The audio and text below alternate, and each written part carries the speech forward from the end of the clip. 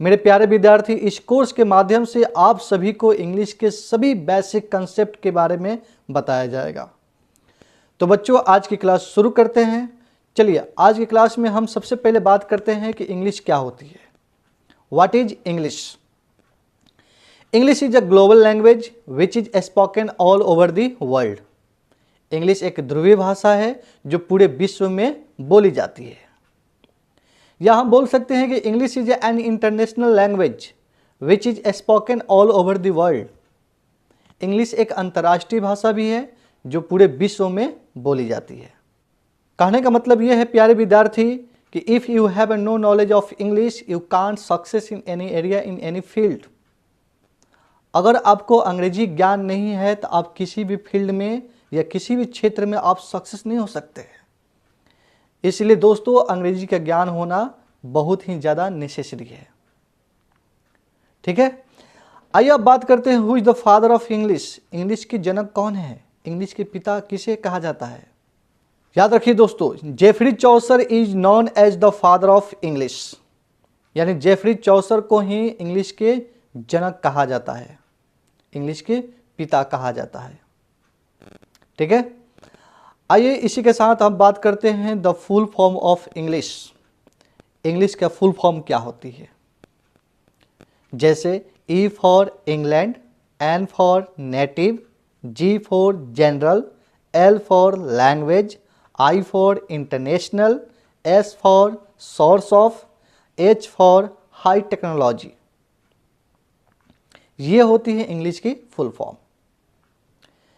मेरे प्यारे विद्यार्थी, अब इसी के साथ मैं आपसे एक प्रश्न करना चाहूँगा। बताइए कि इंग्लिश एक सब्जेक्ट है या फिर एक लैंग्वेज है? यस, इंग्लिश एक सब्जेक्ट नहीं है बल्कि इंग्लिश एक लैंग्वेज है। यानी इंग्लिश एक लैंग्वेज है तो इसे पढ़ने की ज़रूरत नहीं है बल्कि इसे सीखने की ज़रूरत है। ठीक है, चलिए इसी के साथ अब बात करते हैं व्हाट इज लैंग्वेज।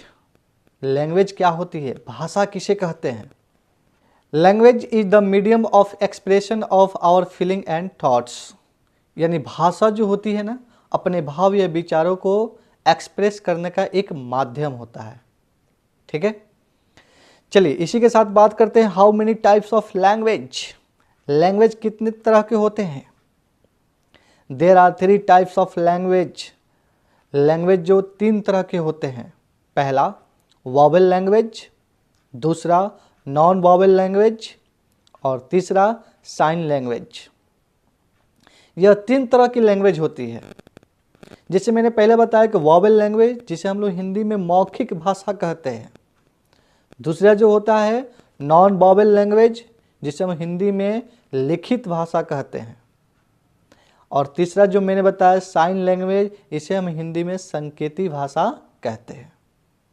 ठीक है, चलिए अब बात करते हैं how many kinds of English. English के कितने भेद होते हैं? There are 3 kinds of English. English के 3 भेद होते हैं। पहला वर्ड, दूसरा ग्रामर, तीसरा लिटरेचर। तो इसी के साथ हम बात करते हैं वर्ड, ग्रामर और लिटरेचर के फादर कौन है।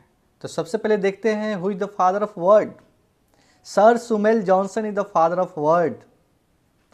अगर मैं बात करूँ who is the father of grammar, तो याद रखिए Geoffrey Chaucer. Geoffrey Chaucer is the father of grammar. अगला who is the father of literature. William Shakespeare is the father of literature. ठीक है, तो बस आज के लिए इतना ही। फिर मिलते हैं एक नए वीडियो के साथ, तब तक के लिए नमस्कार।